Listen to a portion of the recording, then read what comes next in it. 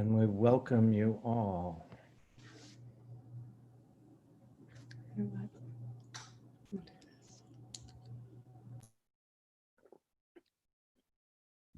Here they come. I can see the participant list climbing.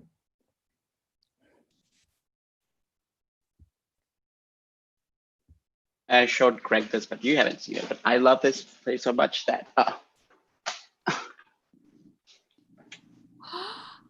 Oh, wow. Oh, that's really moving. every time I went to see it, because I saw it, I saw it 3 times. And every time I saw it, I would go and ask someone like, can I have a window card? Can I have a poster? Like, do you have any merch? I want this. Do you have any action figures? Can I take something home? And eventually awesome. I gave up, and then I ended up just like framing my program. Oh. Nice. Cool. I have to get back in the Baker building, Jose, and I can send you an actual window card. Also, I owe you a freak window card. Okay, if not, I'm gonna go break in there.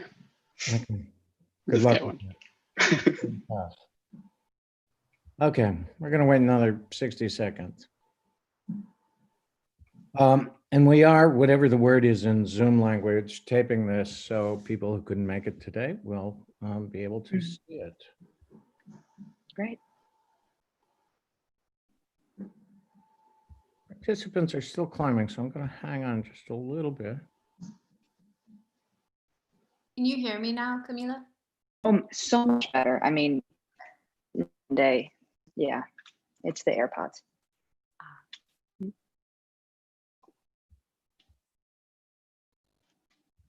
Okay, here we go.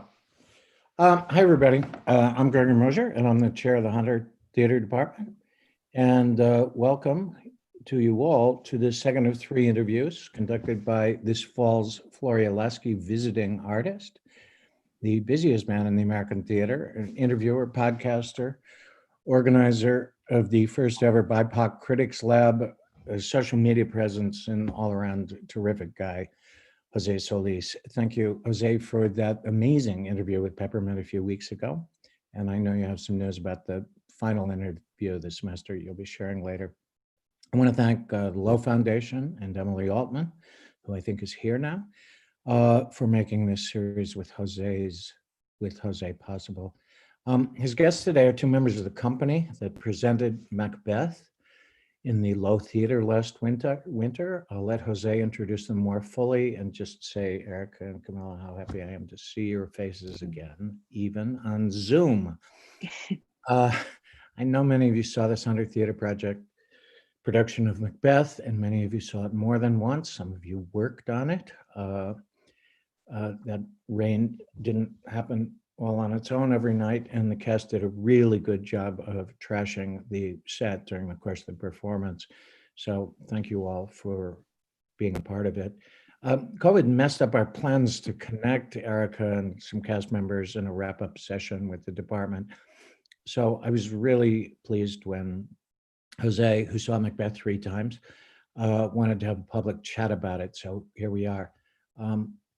I would be remiss if I did not once again publicly thank Susie Sainsbury for her support on making this production possible. Shows like Macbeth or Vanya or pretty much any not-for-profit theater production in America do not even come close to breaking even, which is to say ticket income doesn't cover the cost. And in this case, Susie provided the subsidy to close that gap between ticket income and the total cost. As always, an important part of today's event is your questions. You can post these using the Q&A feature. Somebody correct me if that's not right. And Sana and Madison, whom I once again thank for all their help on events like this, will pass them along to Jose. And that's it for me. So welcome to all of our guests out in cyberspace. Welcome to the 3 of you. And Jose, over to you. Thank you so much, Greg. And hi, Dad, if you're out there. Erica and Camila, I'm really happy and I'm really excited to talk to you because basically ever since I saw Macbeth, I just wanted to pick your brain and like ask you a million questions about it. Instead of, going over your credits and like making you blush, or anything. I want to talk a little bit about, why I loved your work so much. And Erica, I don't know how you do it, but you made a play that I've seen at least a dozen times make sense and feel urgent and feel like it meant something for us today. And you welcomed people. Like, I have never seen so many, young faces at any Shakespeare as I did every time that I went to your Macbeth. And I think that's absolutely magic. So thank you for that. And Camila, I was electrified by your performance. It's, there's a moment in the production where there's actual rain happening. And I remember, like, in my very corny critic mind going like, oh, okay, like, they are so electrified already as performers that I'm sure it's going to shock all of us in the audience, because I don't know how they're doing this. So I want to start by, well, thank you again, and welcome. And I'm really, really glad that you're here today. I'm really curious about, for the two of you, I grew up not understanding Shakespeare. Shakespeare to me, in a way, was like math, where, something that, like, people had to, like, try to, like, crank into my brain to make sense of. I remember when I was in the 6th grade, my literature teacher made us read Hamlet without any context, without anything. And I had no idea what the hell I was reading. I could not make sense of the language. I had no idea what the characters were talking about. And then, like, in traditional, like, would call it, like, lazy educator form, our test was basically questions about the plot. So I failed, and I was not very good at it. However, I remember at some point I was watching The Lion King, and then I went, this feels like Hamlet. And I went back to my teacher and I told him, is this the same? And he told me, like, are you crazy? Like, that's stupid. And I was like, okay. So, you are taught that you either get Shakespeare from the beginning and you have to love it and you don't get to question it in any way, or you're some sort of, like, weirdo or, like, outsider, right? Like, someone who needs to grow into Shakespeare. And for the two of you, can you talk a little bit about what your experience with Shakespeare has been? Like, when did you first feel, well, did you ever feel that you were not welcome into Shakespeare? And if so, how did you learn how to make Shakespeare part of your work and your artistry? You want to go? You go ahead.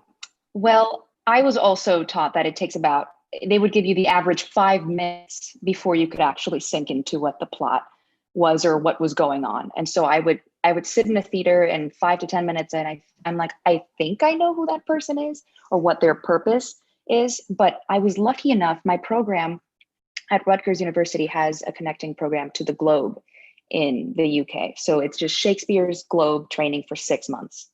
And they have a very classical system of reenacting what going to see Shakespeare at the time would have been like. And so you can stand, you could sit in the back for £5. It's a very interactive experience.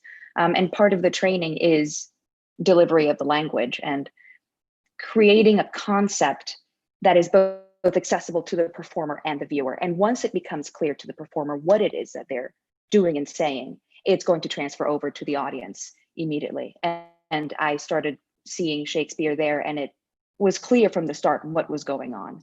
And it was mainly because the relationship between the audience and the performer was built, because you're not standing in the darkness. You're not, you're all standing there creating this together. So I would say in college, that relationship was formed, and I was able to understand what the hell was going on. I loved Shakespeare on the page. I had the same experience you had of reading Hamlet in high school. And I was always like a massive fan of poetry. I read a lot of poetry on my own, and somehow that it felt like poetry to me. And so I loved it. And then when I would see it, I felt alienated from the language in a way. I felt like it didn't hit me in the same way it did on the page. And then I took a year-long course in Shakespeare in college and read all of the plays. And I would watch them in the library on the BBC, the old performances of them on videotape. And I watched like every single Shakespeare play. And it was just kind of the practice of hearing it over and over and over again that I began to think that that really it was, this is terrible, but kind of being done wrong. I felt like that the language is meant to be for the people. It's meant to be really accessible. He's kind of a slut. Like, he's writing really hammy jokes that he wants people to laugh at. And he's got all kinds of like blood and guts and really fun stuff that people love, that we go to the movies to see, like Marvel movies, and I thought that people weren't doing it that way. People were performing it as if it was something classic or art. And so I just wanted to, actually Baz Luhrmann's Romeo and Juliet really moved me. And I was very inspired by that. And I felt like he kind of broke down that wall in a big way. And then I just, all I wanted to do was Shakespeare. And I really wanted it to be about the moment that we're in right now and not about a kind of received interpretation. I'm glad you used the word fun. It's like people usually think Shakespeare and fun. And it's also very rare to see Shakespeare done with some sort of like a genre twist. Mm-hmm. And in the case of your Macbeth, there's like a little bit of almost like a horror element to it. And I'm very curious about this story that you read about the murder that sparked the idea for you to turn this play into Erica Schmidt's Macbeth. Well, I should first say that I was hired by Juilliard to do a 4-person Shakespeare, and I knew I had 4 young women, and I immediately wanted to do Macbeth because I was very interested. I'd had a conversation previous. I directed a production of Top Dog, Underdog and at Juilliard, and the actors who were in the piece had talked about their experience of doing Shakespeare, and they felt that, and I'm quoting, they felt that it was minstrelsy. They felt that it was something horrible and phony that they had to put on, and I felt that so profoundly when they said that. And so when, like, 2 years later they called me and asked me to do a Shakespeare, I thought, how can I cut through that? How can I make it feel absolutely immediate and relevant, and like you don't have to pretend to be something else to do this play? And so I thought, well, what if they're just young women? What if they're just schoolgirls? And thinking of Juilliard students as schoolgirls, which I understand is slightly ageist and naive, but that was my idea, was like, how do we cut out all the bullshit? So I went in thinking that, and then I couldn't figure out how to end it. I didn't know what would happen at the end. And that's when I went online and ended up reading about all of the horrible true crimes. And that's when I had the idea that, you could parallel what happens to Macbeth, that he is beheaded at the end of the play, with these true crimes that happen now when, 3 teenage girls go in the wood and, commit the worst act a person can. So the words came first, and the desire to make the play immediate came first, and then the kind of true crime element came second to that. And Camila, this is not the first time that you played Shakespeare dude. Like you played Brutus before. So can you talk a little bit about the experience as a female actor and seeing the characters played by male actors and then getting an opportunity to actually play them yourself? Well, I saw they did have a production of Macbeth at the Globe when we were there.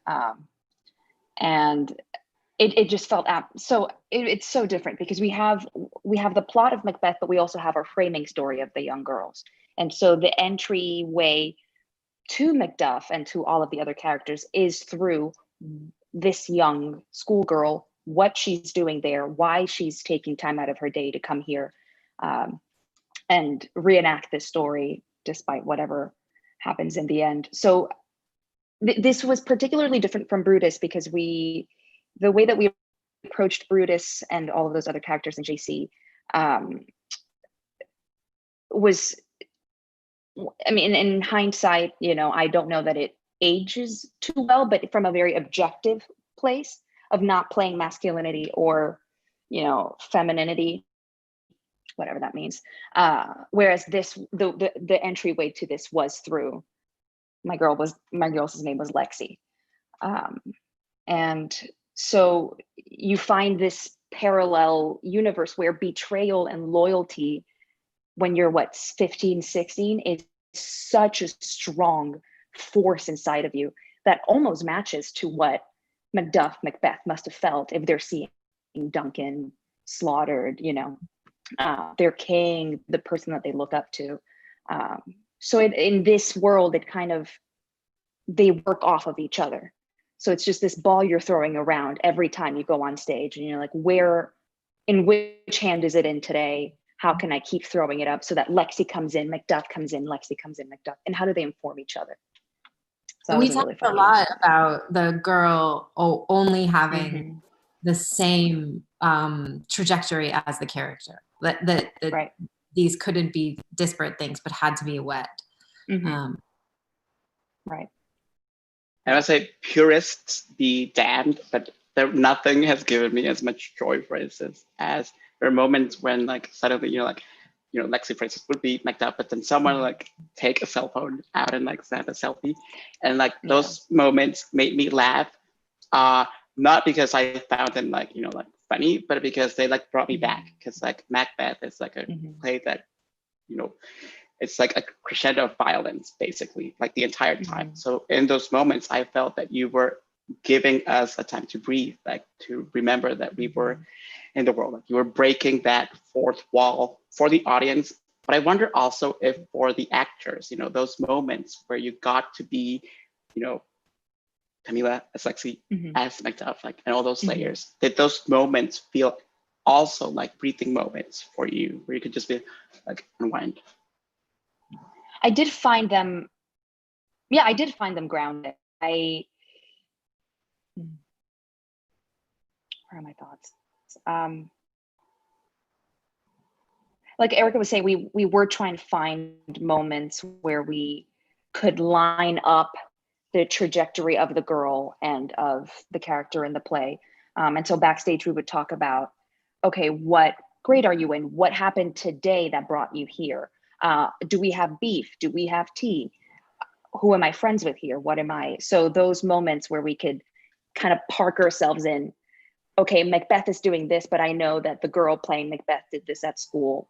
So it was all a way of, kind of grounding it back into that reality, which for me, I mean, the game for the actor is always where, you know, what action on the stage and in the girl world sparked this thing that I could do this with and play with this today.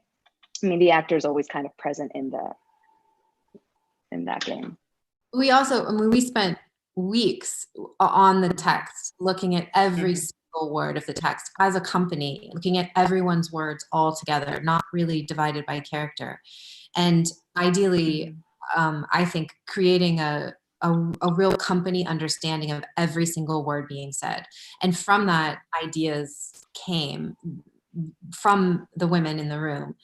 And then I left it totally to them, to who their girls were and what their girls were thinking, kind of behind the scenes. But what was happening on stage was all in efforts to make the words have an impact right now to them, you know, and what is the like juiciest or most fluid or most active choice for what that word can possibly mean. And there's so many lines that just like have a synchronicity with the idea, like we are yet but young indeed, or look like the innocent flower but be the serpent under it. I mean, there's just lines and lines and lines that are exactly, and then when they're not, it ends up being very funny, like feel it like a man, or put on manly readiness, and then you think, why are they saying that? Why do they need to say that they're men when they're getting dressed? So the more we kind of investigated all of that language, I think, I mean, in doing it so many times it feels like the company becomes so easy in it that moment of a selfie becomes, you know, it's just linked to what's happening in the text without even thinking about it. Right. Ideally. Yeah, the funny story cracked open so much of the language and its absurdity, but also its deeply rooted violence. You know, and the parallel works. I don't want to put you on a little bit. But you don't remember that poem, do you, that you brought in? I pulled it up. I have it. I actually have like a page of notes. This is it. So it's like week 1 of rehearsal, and I'm reading this collection of Emily Dickinson poems, as one does, and I come across one. I don't know if I put it in the Q&A, if everyone have access to it. I'm not sure how that works, or if I put it in the chat. But it goes like this: a deed knocks first at thought, and then it knocks at will. That is the manufacturing spot, and will at home and well. Then it goes out and act, or is entombed so still that only to the ear of God its doom is audible. You can put it in the chat. Great, I'll put it in the chat for everyone to see. But that just felt like, oh man, did I put it? Oh, you did. Okay, perfect. It felt like Macbeth's trajectory stops at, it then goes out and act. And he went again and followed the action. But it's that moment of making the choice to go through with it. It lives in that world. Thank you for sharing that. I want to talk a little bit about the violence in the play, and also about the ways in which men and women are socialized to react and to address violence in a different way. You know, I can think of like endless like films or like pieces of fiction about male like killers or like murderers or like stuff like that.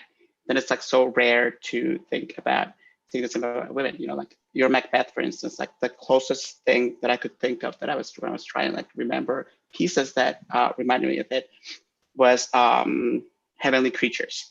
Which also was based on a real life murder. And also, curiously, in that film, also Kate Winslet and Melanie Lindsay, I think, there's a moment when they kind of feel like they need to become men to do the murder. And can you talk about, you know, as women, about in your art and in your lives, about what you have noticed that about the ways that violence is taught to both men and women? And maybe, I mean, I'm not saying that I want violence, like everyone should go and be violent, but, you know, you were taught, were there things that you were told maybe growing up and even today about violence, about anger, about wrath, that you as women couldn't do, understand, or react to because you were women?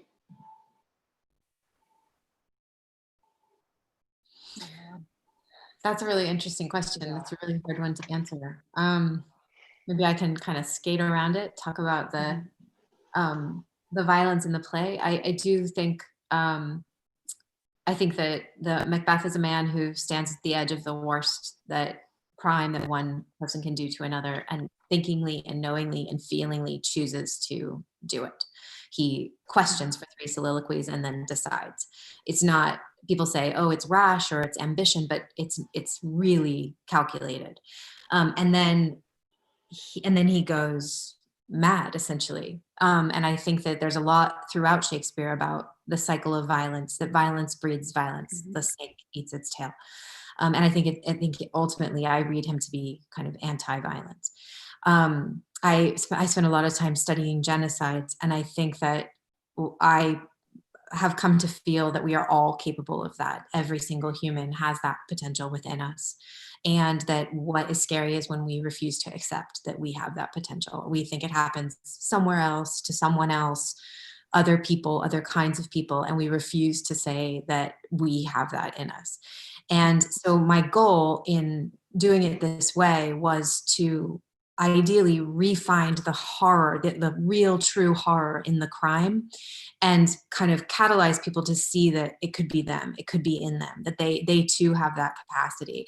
And I think there's, when you're talking about received, how you're taught, I think we are taught that young women who, look like innocent flowers can't be capable of such a thing. I mean, even just like factual evidence of night after night after night after night of young women holding up the head and taking a selfie, people laugh. They really laugh.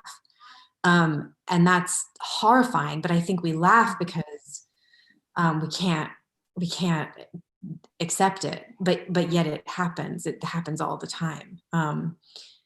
I mean, you can Google beheadings and you see pictures. I mean, it's horrible, horrible. Now I've lost my train of thought.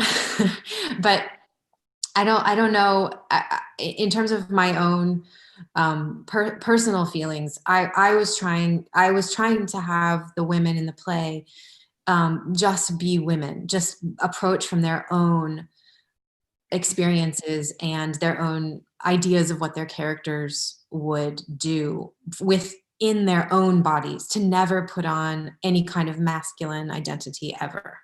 Mm-hmm. And all of the physicality of the piece was created from that place. We were never trying to suggest that the brutality was masculine. It was simply the act of these people. Absolutely. Yeah, I wouldn't put it past anyone to be able to do anything if all of the right circumstances line up. And I guess for the three witches, it does line up, and for some of the other girls, it doesn't. But if you, like I was saying earlier, if you are in a circumstance where betrayal feels like the end of your world as you know it, and it does for a lot of young women at that age as well. It's actually just a little side note. I worked at this YMCA, and one of the counselors says, if I had to create an army, it would be an army of like 7th, 8th, 9th grade girls. Yeah. The level of loyalty we will show to you, and the distances to which we will go to get what needs to get done, we'll do it. So I wouldn't put it past everyone. This made me think about one of the moments that I really, really loved so much, and that I wanted to jump up my seat and I go dance. It's like when there's like that dance break to that Beyonce song, which also is talking about the same things about socializing violence and about anger, and obviously for Beyonce as a Black woman, like gets like the angry Black women trope and stereotyping, which is so horrible and racist and sexist. And I wonder, Erica, since you directed it also, like, were there pieces of art in your universe besides Beyonce that influenced and like had an effect in what you were working on? Like, did you find inspiration in other contemporary pieces of art by women, I guess? Well, Dylan, one of the actresses in the piece at Hunter, brought in this whole amazing photography exhibit of dead girls. Do you remember that, Camila? Do you know the artist? The table. Were we at the table? Yeah, we were at the table. I vaguely remember this. Yeah. But I myself, I really looked at a lot of kind of wastelands, more photography of bathtubs and couches and things just in the wild, and urban spaces that felt criminal just by a feeling. I wasn't looking so much at people as I was at place. In art, I mean. What about you, Camila? Like, did any other artwork like get you maybe like in the zone to play like that? Well, I had I created the character of Lexi to be someone who was in the track team, who was trying to become, head of track team. So I got this medal, this track team medal, and I just won the race, and I tried to put it in the costume as a costume piece, but it kept going everywhere when we were running around in the rain, so I had to put it under. So I had a few things that kind of brought me in to the world and the culture of, you know, an all girls Catholic school, and that sense of competition, and anything that would ground me in the reality of who these other girls were to me. And of course, always music. Any kind of top 40 pop song that you listen to when you're in high school. I think I would love it if we could talk a little bit about, okay, let me try to explain what I'm trying to ask first. Usually, you know, like if you're seeing like, I don't know, like a movie or a different play or whatever, and then like, you know, like someone's gonna like tap you on your shoulder and be like, that's a Shakespeare reference. In your Shakespeare, I had to go, that's a Beyonce reference. Can you talk a little bit about, and you know, again, like, I'm sorry for purists, but can you talk a little bit about, you know, doing the reverse in a way, like welcoming people, younger people, and letting them know that their cultural references are also invited to be a part of Shakespeare. It's something that's like, you know, like super like untouchable in a way, rather than expecting them to get all the Shakespeare references, maybe if, you know, they haven't actually been allowed to see Shakespeare and understand Shakespeare and be invited to Shakespeare. And can you talk about how you used contemporary culture and the culture that you love also, and the pop culture that the people who were seeing the show love, to tell them it's okay, you're welcome here? Right. Well, I think originally it started with Malcolm has a line about the soldiers from England. He says they will friend him. And I thought that was so interesting. And that made me want her to have a phone and say, they're going to friend me, because it felt so, you know, relevant. And then once you put phones in the hands of brilliant young women, all of these other things start happening. And honestly, a lot, I would say 3/4 of the things that ended up in the show came from the women who played the roles. Just all of us brainstorming. For example, when I did it first in Seattle, and when we went into rehearsal, I didn't know what the apparitions were going to be. And I knew that it had to come from the culture of the young women, but I didn't know what it possibly could be. And we all just, you know, brainstormed objects that could possibly be in the backpacks that the women could have. And somehow we ended up with the baby dolls. And then that kind of took off from there. And also Beyonce was the idea of a young woman in Seattle as well, that specific song. And, you know, I was blessed to be in the room with young women who had access to the culture in a way that I don't see it in the same way, just being older. And that was so fun and thrilling. But it was really about trying to, like, for example, the Beyonce moment is about the coronation. And even if you see the super fancy, you know, 35 cast version, they usually have some kind of nod to a coronation. So, I mean, that song is a coronation song. So if, you know, everything is an effort to really tell the story truly in the vocabulary of the young women. And I was lucky enough to have young women bringing to the table so much of their own experience that it kind of meshed, I guess, is the. But because I do love also, you know, like I'm thinking about the thing, I wish it was running right now. I love how, the only word I can think of right now is efficient, because I'm forgetting my words during the pandemic apparently. But I would love, for instance, like how they would do so many things with like their capes, and like suddenly like they could play the witches, and then suddenly like there were actual like tartan, like, you know, like uniforms almost. And there was such, you know, I've always thought, for instance, like when whoever created that character MacGyver, who's like so resourceful and who can do so many things, that a man can't do that. That should have always been a woman. And you show the resourcefulness, especially of younger women.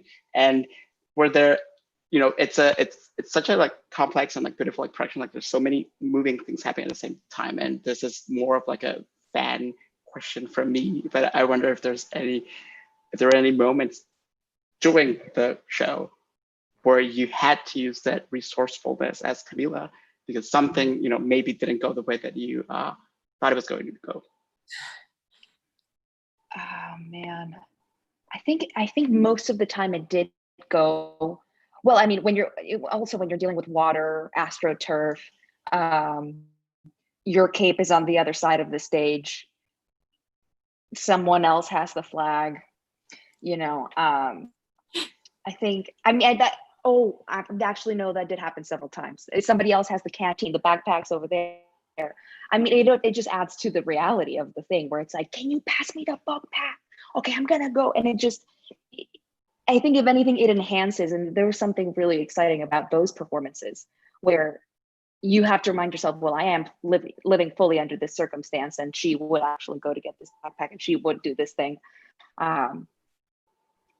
So yeah, that did happen several times, and anything, it really dropped it in. Again, it was a way of like re-entering the story all over again. Those That's are really pretty cool. exciting. Erica, as a writer, and for students who are in the audience who are writers also, I wonder if you have any advice or tricks or tips whenever you run into maybe a character or a part of your play that you don't know exactly how to crack, and what's your formula for that? Do you have one? Oh, I don't know. That's a really hard question. I don't know. I like to make an outline when I start. I feel like that helps a lot, so that I know what the beginning, the middle, and the end is going to be. I'm talking about for an original work. With a adaptation, that's all set for you, which is great. And then I guess in terms of adaptation, it's kind of what is the way in, what is the thing that you're focusing on, and how are you going to tell the story, and then like the case of the baby dolls, like how do you get everything to hang on to that initial concept to help to tell the story in like the purest terms for what you are bringing to it, I guess. So that I mean, what I love about adaptation is these plays have been around for so long, they can take anything. They're going to keep going. People are going to do huge productions of Macbeth. It doesn't matter. And that's really freeing to me. I mean, I think I only got into writing through adapting. I mean, telling original stories was through the privilege of getting to tell really good stories that have lasted a really long time. But I struggle with writing, it's really hard. I try to set a goal of like, just do 5 pages a day, just get 5 pages written. It doesn't matter what they are. And then you move forward. And then after a certain period of time, you end up having all of these pages. And then thinking like an adapter, you can go back and kind of make it into something. But I find myself getting the words on the page really, really hard. I think there's almost like misconception among many people that adapting is in a way to remake or just to like change maybe like the costumes or something like that. But I love about your adaptations is that you get so well what I understand is adaptation, which is like seeing a story that people think they know already, but through someone else's eyes. Like I love, for instance, also what you did with your Cyrano, and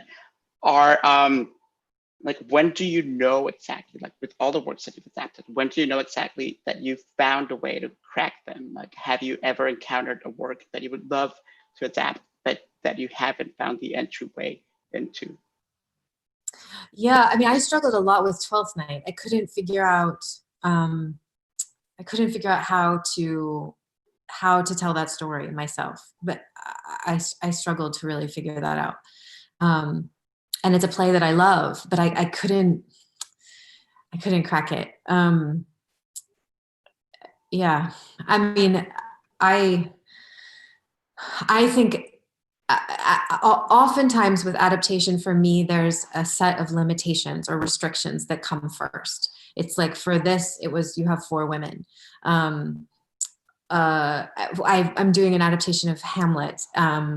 And that was much scarier because there wasn't that same limiting restrictions. It was sort of like, what's your Hamlet? And then you have to like really ask yourself, what is your Hamlet? And that's a big question. And so then it was just really reading the play over and over and over again and thinking, how do I see it? What is the thing that stands out to me? What's the story that I can tell that's unique to that? To all of the Hamlets that have gone before. So I think it's really like a personal kind of journey, It's different for everyone. I saw the show both when it ran the Lortel, and then I saw it at Hunter. Yeah. And I mean, I loved it so much. When I saw it was coming back, I was like, yes. But anyway, that's not our story. I wonder if you could talk a little bit about what it was like to do the play in school, surrounded by students, and the kinds of feedback that you got from them, and how maybe the like the student spirit changed anything about your work and about the production that you've done. Well, I mean, Camila could speak more to the response of the students. The audiences that I was in didn't feel predominantly student, and the student responses that I heard were through Gregory. I would love to hear what students thought of it. And even at the Lortel, it felt like the audience was very, very young, and we did a lot of student matinees, which was a very different kind of response to the collegiate response at Hunter. So yeah. We did have quite a number of high school performances. I was expecting just a little bit more of a connection, just because so much of that particular age group is represented on the stage.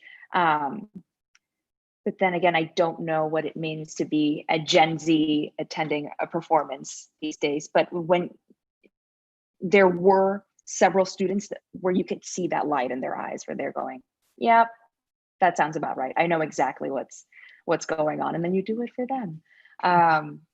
Yeah.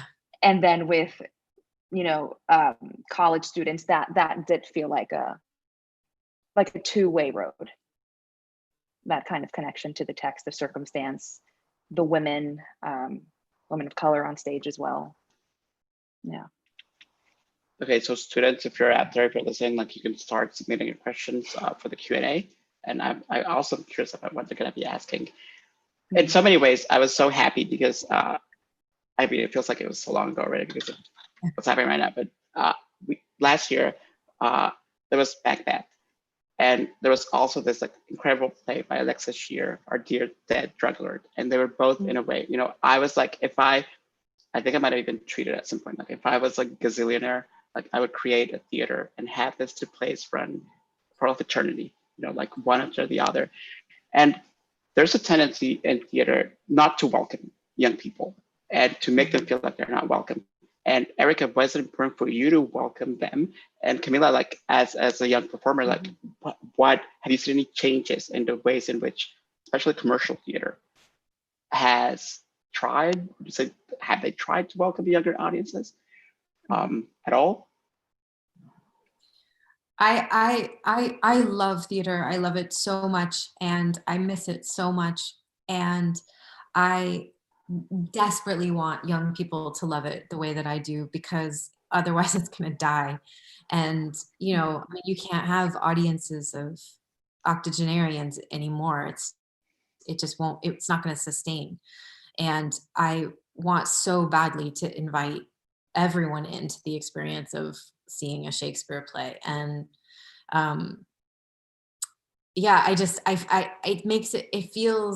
it feels like kinetic. It feels like everything theater can be. I did a huge cast version of Richard II at the Old Globe in San Diego, in the outdoor space. And it was beautiful production, like John Lee Beatty did the set, it was period costumes. And at intermission, I heard these two ushers talking. I was standing behind them, and she said, even when it's really good, it's just so boring.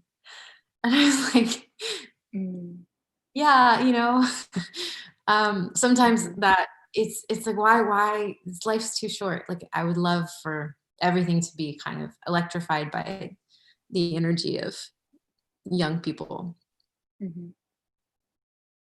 Yeah, I wonder. I mean, I'm also coming from my little corner of the world here in New York City, and having grown up here and seeing plays here. And so there are certain lineups of shows and a lot of new content coming out that feels incredibly prescient, and so I do feel myself reflected more often than not now. And that allows me to come to the play and to the content, with sort of a newfound excitement for it. But I do think we still have a long way to go. And I think the way to engage younger audiences is to see yourself in one way or another reflected on the stage. Yeah, absolutely. How have you found a way to keep your passion for theater? I mean, this is a question that I would have asked probably regardless of the pandemic, because I admire the tenacity and the passion that theater artists have. Like, I often say that I wanted to be I'm a critic, like I'm a theater critic, because I want to cheer all of you because you keep doing this in spite of everything that's happening. And I find that so incredibly powerful and moving. And what keeps you going in theater? And I'm sure that has changed maybe a little bit, given that what's happening right now in the world. So yeah, why theater, and why still do it now? For me, I'm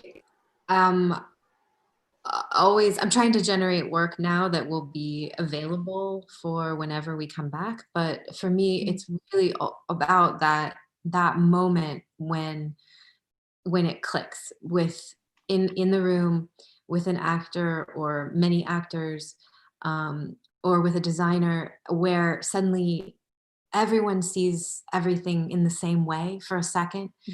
It feels like it's about conversation and empathy and language and understanding, and it feels like you get chills, like just that one moment. And then sometimes, hopefully, the few times that happens with an audience in the room as well, and then it's like electricity in the whole room. And I've had that happen like maybe 4 times in my career, where I felt the whole audience feel the same thing at once. And that to me keeps me coming back. I want to succeed at communicating with people in a way that feels important or relevant to everyone. Does that make sense? Like if we can talk about an idea like Camila's poem, she brought that poem in based on the text we were reading, and everyone at the table was like, oh yes, yes, yes. And it cracked open something about this really old text. And that to me is why I keep coming back, because I love those conversations. I would say I would agree. It's those moments of harmony between performer and audience where you have found the dialogue to this conversation between the two of you in this space. And I've meetings here on Zoom, and doing a lot of this, but you're not getting a lot of this, and you leave the meeting and you're exhausted because you're not getting that energy back. And night and again we would do Macbeth, and you would go through this huge feat of a show, and sometimes you would come out and you're like, okay, I'm gonna have a drink, or I'm gonna go do this thing, because the nights where it clicks, you don't feel like you're just leaving it all there, and you're not. It's a conversation. Yeah, it's a form of harmony. Yeah, and that's really beautiful. I always ask actors, especially because I would be terrified if I had to be on stage. And I always ask actors, like, can you try to explain it to a simple layman? Is there anything maybe that I have experienced that you can compare what you feel like being on stage that I've maybe experienced? I say, like, I don't know, no, I've never been on a roller coaster. I'm just scared for that. Is there something that maybe I would know that you can compare it to? It is like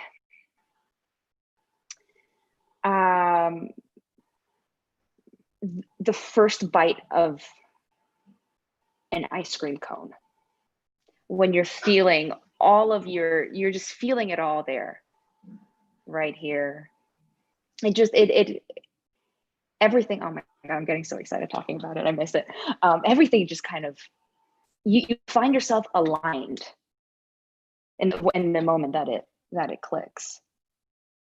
And then you can feel, and like, I don't know, every time I have ice cream, like my first bite of ice cream, it's like, Wow.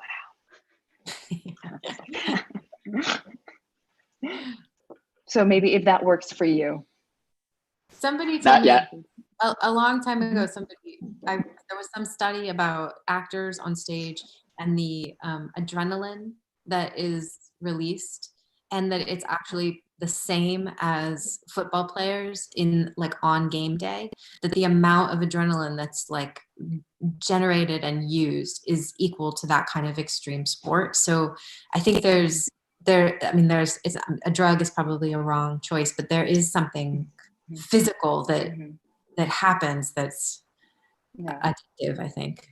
Even just reading the play last night, I skimmed through it and I was getting up to the part where Macduff would come in, and I felt my body kind of go, oh, this is it, this is your cue. Okay, now you're getting ready to, in the muscle memory, it's incredibly strong.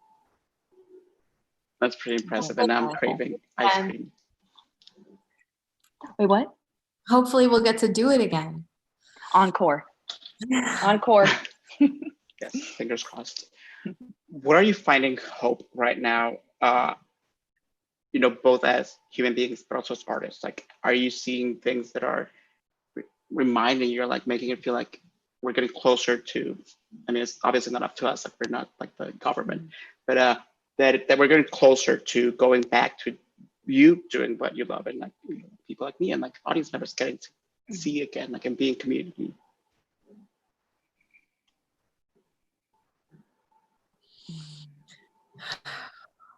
Do you mean what's sustaining us through Yeah. Yeah, like, where are you getting your theater fix from right now? I'm not. I miss it sorely. Yeah. A lot of hope in Haven't seen theater, isn't it? rereading the plays, and I mean, because Shakespeare wrote in the time of plague, and the theater was closed, I think, 5 times in his lifetime for extended periods of time, and he never specifically wrote about plague, but plague is in all the plays. What's the line in Measure for Measure? The only medicine for the miserable is hope. I feel like we're all we have to just hope for the vaccine, for the better testing, for the possibility that we'll get to reopen. Yeah.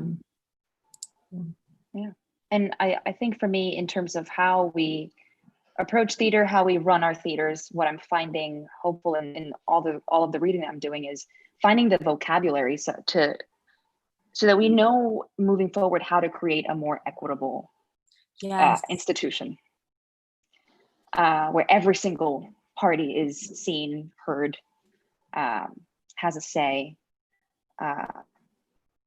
and taken care of. So Amen. I hope so. That. Yeah. I hope so also. So we're about to go into our Q&A, and if students have to go to class, thank you for joining us, and hang on because we have some questions from the audience for the two of you. And for those who have to leave right now, on the next Wednesday at 1, I'm going to be talking to, Altita Cívicos and Camila Quiroz Vasquez, who I admire so much because they're two theater artists from immigrant families who were able to do the thing that no one, and I don't know why I'm smiling, I mean, just make me happy because like they made live theater happen again back in August with audience members in New York City. So they have a new project right now, follow up to Quince, which was a celebration of Mexican culture. And on November 11 at 1 p.m., I'm going to be talking to the two of them. And we're going to be talking about how to make theater happen right now in New York City with masks and all of that. So I hope you can join us then. And for those of you who can stay, please submit your questions right now. I'm going to go through the questions. I'm going to start giving you some questions, Erica and Camila. Student Diana Gore, who's a student at Hunter, has 2 questions. Diana was an usher for Macbeth and did one of the student matinees. She says it was an all-girls Catholic high school. And I'll just read in her, in her voice. It was one of my more difficult shifts because all the students kept giggling, talking, and taking out their phones. Well, none of us obviously could ever know what they were thinking. Did you ever see similar reactions from audiences of similar backgrounds, age groups? And if so, why do you think they reacted in such a way? I think I remember this day. I remember this day because we were all going, yes, our group is here. And then there was quite a bit of, you know, kind of note passing, looking at each other, phones, this and that. Man, this is something with every show that I do. I always ask myself where that reaction can come from. I mean, I wonder a little. I wondered because this happened also when we were at the Lortel, and at the Lortel we were, as a company, we were slightly younger than we were at Hunter. But I wondered if there's something in the, like a 16-year-old girl knows that that's not a 16-year-old girl, right. but he's acting like a 16-year-old girl. And I wonder if there's something that happens that makes you feel like a little bit like it makes you suspect to the device in a way that when you are, say, a 28-year-old woman, you're like, oh, sure, they're teenagers. Like they're, I wonder, I don't know, but I wondered about that. Or if it was if it was just the practice of going to theater and, you know, just feeling like you can talk and you can use your phone and they can't see you and they're not affected by your behavior. I don't know. Do you ever think that restlessness? Oh no, please keep going. Sorry, go ahead. Oh, I wonder, you know, like Erica, you spoke earlier about how, you know, like when people giggle and like it kind of like grounds them, right? And like it kind of like reminds us that we're alive. And I wonder if that, have there been moments when that restlessness maybe means that, you know, like them being uncomfortable means that maybe they're getting actually something out of it, that maybe they want to be distracted. Maybe they'd rather just like chit chat with their seat companion because they don't want to deal with what's happening on stage. Sure, absolutely. I think that's possible. I mean, there was one student matinee at the Lortel where people were really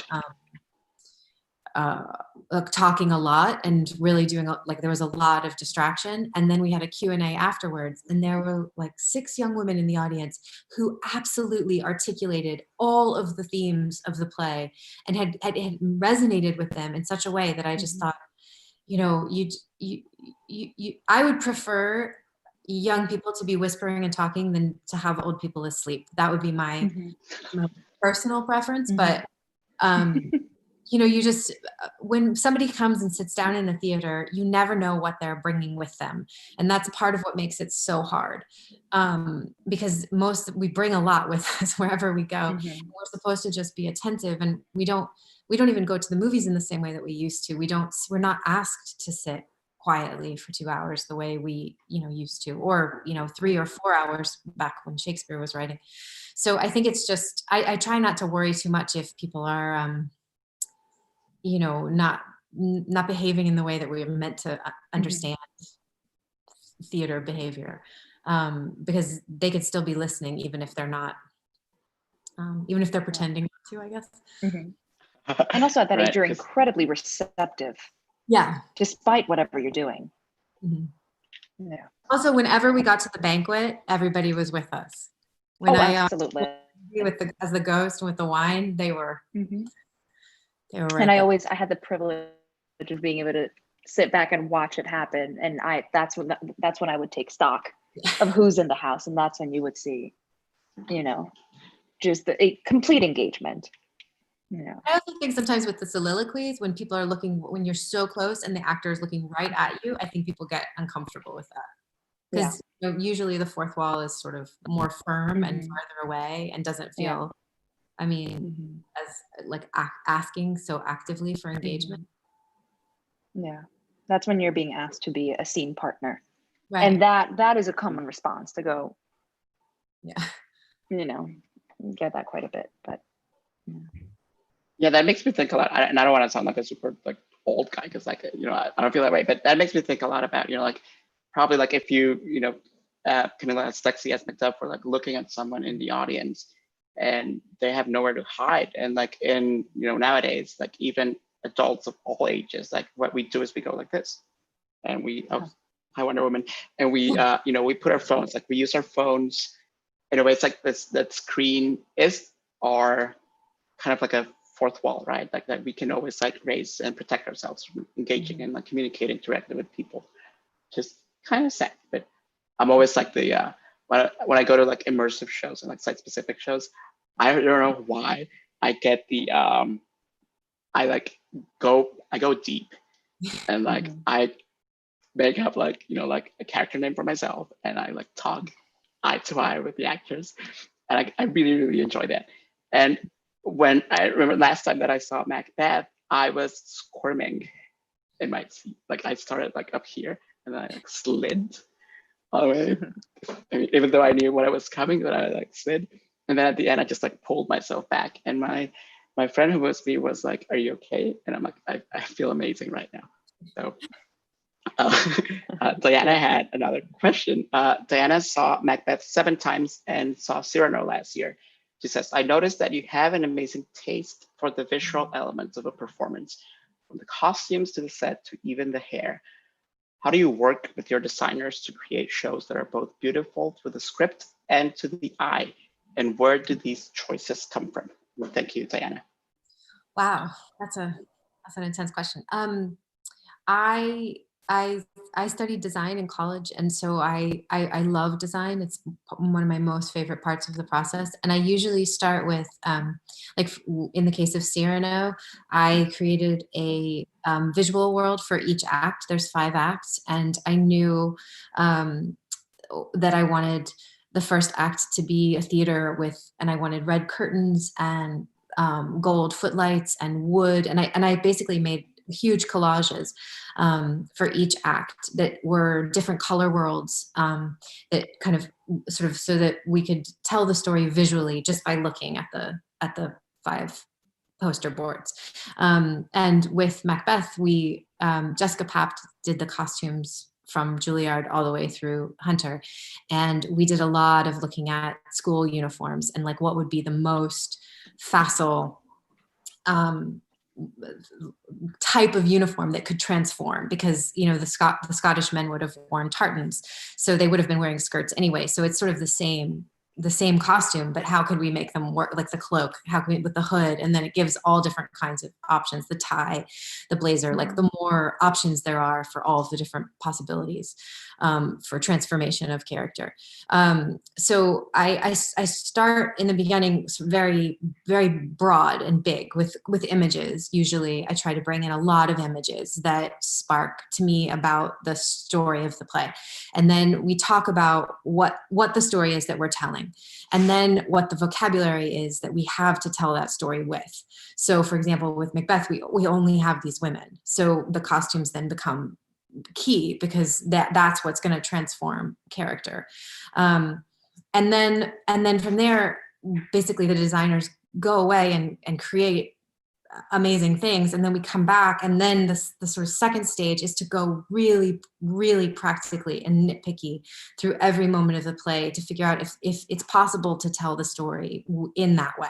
Like, actually, how do I transform the set from one moment to the next? How do I like every single moment, is it going to work within this concept?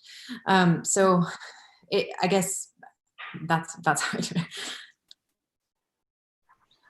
No, you made me realize that I've been trying to ask you something since I saw Cyrano, and I'm happy that I forgot. Sorry that I remember it. So thank you, Diana, for that. I felt that Cyrano, in a way, was the closest that I've ever been to seeing a Peter Greenaway film come to life. Because we're doing so much with the layers, and like suddenly, like we would be focused somewhere, and then like suddenly like a window would open in the back, and like it was almost like layer after layer after layer. And there was so much happening, and the stage, the proscenium at that theater, I remember it was like particularly like long. It's very long, and I was in the middle, and I felt like I was watching like a film almost, like a really widescreen film. And I immediately thought about Peter Greenaway, and I wondered, was there some Greenaway? Are you a Greenaway fan? I don't know Peter Greenaway. No, sorry. Okay, okay, it's fine. I love him. So thank you for giving me that, even though you don't know him.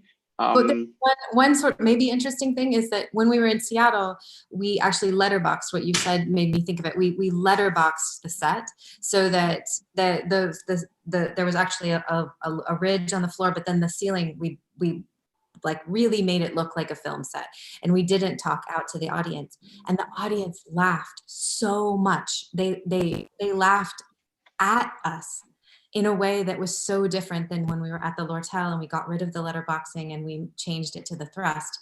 Then it felt like the women were asking the audience to engage in a different way. So it's really, really interesting because the set was the same. It was the same set, same designer, but the way that we framed it completely changed the audience's relationship to the material. So it's a really fascinating process. I feel like all of those small choices just, speak layers and layers and layers.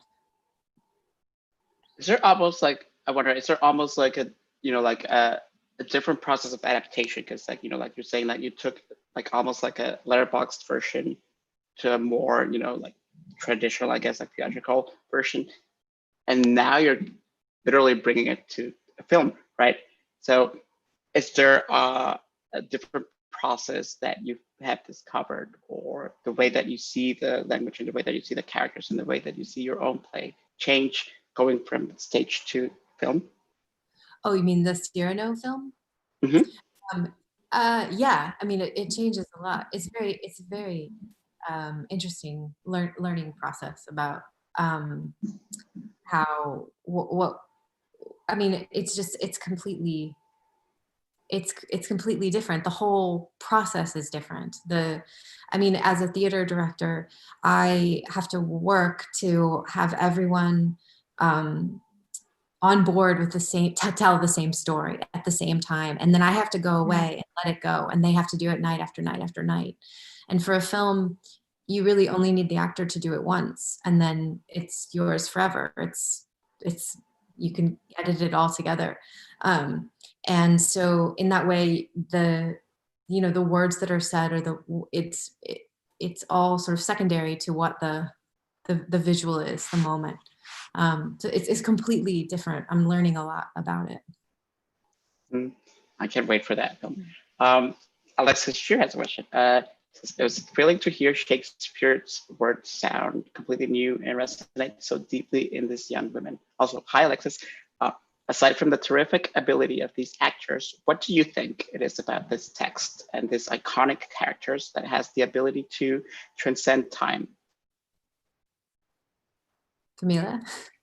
I think you hit it right on the nose in the very beginning, in that it does not deny the characters involved their own knowledge that they are capable of this thing, of committing the worst horrible crime outside of a war zone. So we managed to be able to say a war zone is a place where we can forgive that kind of action, but when it is something that we can plan and think on, and execute, and plan. And what I like so much about this adaptation is that Macbeth and Lady Macbeth were treated as complete equals. Sometimes we see Lady Macbeth as being the snake that gets him to do this thing, but they are both equal in this enterprise.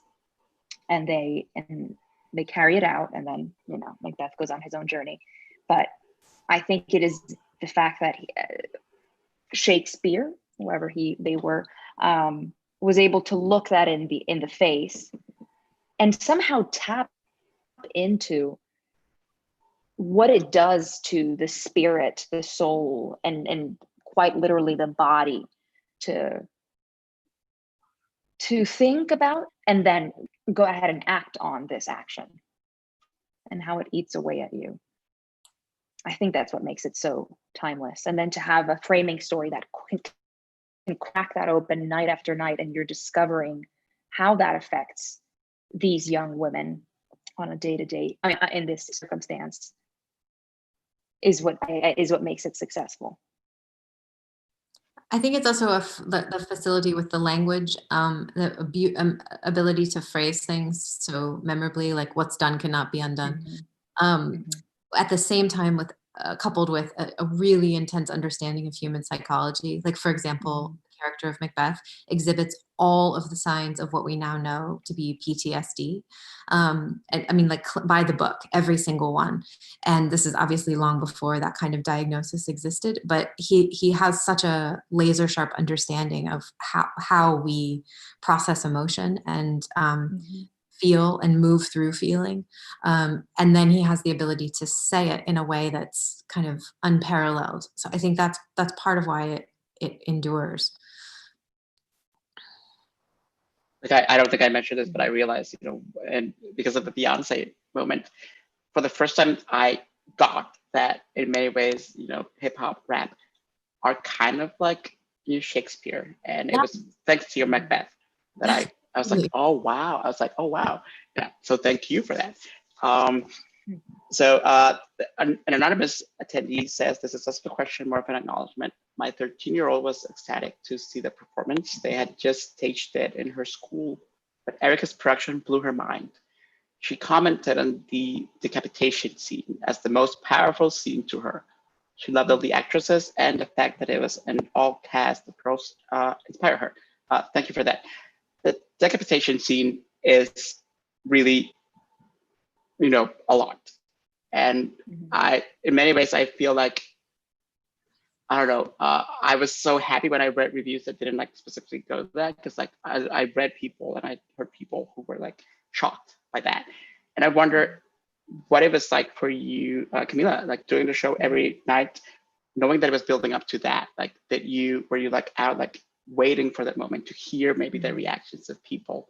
Was that maybe one of the pivotal moments for you as a performer?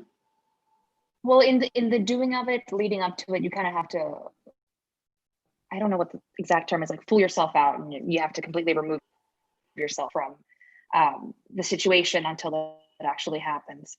I mean, just so you can go through the reaction of it. But and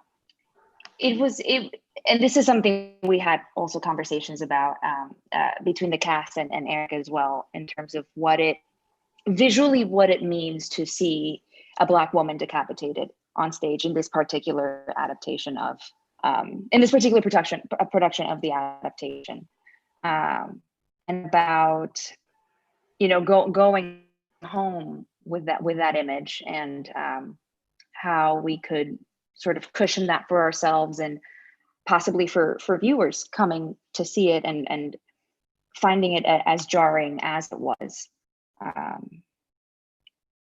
And I wonder what, in another remake of this, what that conversation will look like. Because it was something that I would imagine for some people that came to see it as well, that could teeter on the edge of trauma. And in this, brave new world that we're hoping to build, especially in the theater, I wonder what that conversation would look like with the audience. In terms of what effect that has, an image like that. Yeah. I do think it's a reflection of real life, as horrible as that is. In terms of the theatricality of it, I feel like part of why it's successful, and Lorenzo Pizzoni was the fight coordinator who figured it out. But what's happening is twofold. One is that there's a theatrical lie happening. We in the audience don't understand how the actress is breathing, because her head is actually underwater for the entire time. It's for 7 minutes, which is actually very, very risky for the actress, and scary and hard. And then there's the act of the decapitation and the reveal of the prop head, which is a separate thing, which we understand in our minds is not really happening, but we don't understand how she's actually breathing. And I feel like that's partly why it becomes actually shocking. And that was really important to me in the creation of it, because I didn't want to, as Camila says, I didn't want to create such a powerful, horrific image without easily or haphazardly, but I wanted it to be something that was, again, restoring the original horror to the piece. And really suggesting okay, so Macbeth he committed these crimes. Does anyone deserve this? Do we really think this is what this man deserves. So. It also makes me Which think a brings- lot about the way, in which like violence is like captured. Like something horrible happens, and the first thing that people think of nowadays is like snapping a picture, like like film it. Right. Oh, that's interesting. I had is this something that this man deserves? Which brings to question so many of the things that so much of the popular conversation we're having now about justice and what justice looks like. Yeah. I haven't thought about it that way. Yeah. Does justice looks like does it look like recreating the cycles of violence that we can't seem to shake? Right. That's where I read his answer. Hopefully are, but right. I see. Next up, we have a question from Emily Altman, who says, with exceptions, American actors are often criticized for doing Shakespeare badly. Your determination to connect his plays to a common vernacular and common experience clearly challenges that prejudice. How did you manage to preserve the poetry of the original, which you clearly did, in the language of teenage American girls? Well, to that first bit, when we were studying at the Globe, we were doing our own production, and there was also the Globe was doing their own production of a play there, and it was an all British cast, and they would watch us on the screen performing Shakespeare, and they would go, "Oh, Americans do Shakespeare so badly," or like they look so cute, kind of. We're like, we're standing right here. We're also students. Thank you very much. So I have been around that sentiment before. But let's see. I assisted Sir Peter Hall, who founded the RSC and ran the National Theatre in London for a long time. And I sort of received my Shakespeare verse education from him. And he said that the American accent is actually much closer to the accent of Shakespeare's day than the common British accent now. So in Shakespeare's time, they would have sounded like us, not the sort of posh thing that we receive as being the correct way to do Shakespeare. That's so fascinating, because like even when you see like a period piece, like you have like the Greeks and the Romans sound like British people, and like that makes like no sense. And I think Shakespeare himself, like like he kept inventing words. He would have totally approved the way in which words and language evolves. I mean, I really don't get why people are like, like, oh, this new slang or whatever, that's not proper. And Shakespeare was inventing slang constantly. Yeah, absolutely. So and those are all. Sorry, go ahead.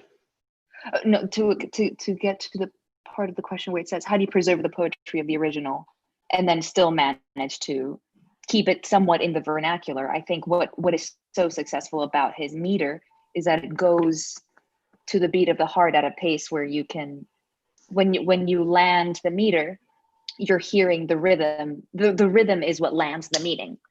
And so if you can somehow stick to the meaning, but deliver it, and you pushed us to do this, Erica, deliver it as if it were, just kind of spoken word, kind of what we were doing, but somehow keeping to the meter, it almost kind of takes care of itself. Absolutely. Yeah, it was really, really important to me that we were like absolutely on our game with the meter and the understanding of the words and observing the line ends and everything, but that it sounded completely unaffected and supernatural and organic. And I think that a lot of the comedy that came out of the language was just because of those two elements combined. Sophie was particularly good at mining. She was a witch too. And Malcolm. So good. Okay. Wonderful. So those are all the questions that we have, and we are almost out of time. So thank you everyone for joining us, Camila and Erica. It was a true pleasure. I'm so happy that I finally got to pick your brains. This was a delight.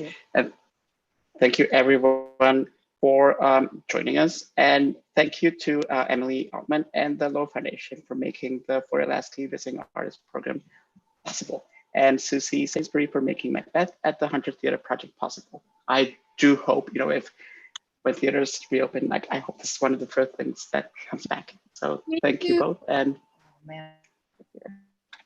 thank you everyone. I'll see you next time. See ya.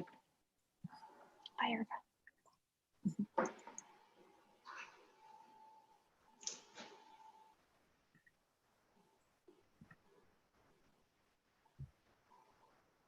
Jose.